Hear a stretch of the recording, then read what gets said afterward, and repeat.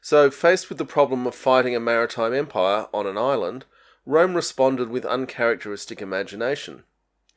Firstly, they offered the low folk of Italy Roman citizenship if they enlisted in the navy, the same deal as with the legions, but with the key difference that they didn't have to fund their own arms and armour to join the navy. This created huge social mobility and found the manpower for a fleet. Secondly, they invented the Corvus, or crow, a powered boarding plank which would lock opposing ships into hand-to-hand combat, something the Romans excelled at. At Mylae, the Corvus would be put to the test. The Carthaginians were under Hannibal Gisco, one of the truly awful commanders in history, and he arrayed his forces in the same long line Carthage's navies had used for generations. This is the trap with successful tactics. Sure, they're successful, they work, and once you've used them a few times, everyone in your force knows how to do it.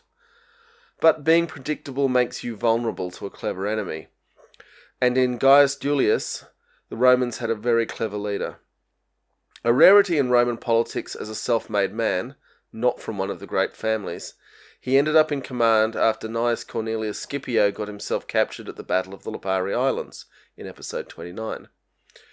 Hannibal Gisco appears to have been incurious as to what the big gantries on the front of the Roman ships were all about.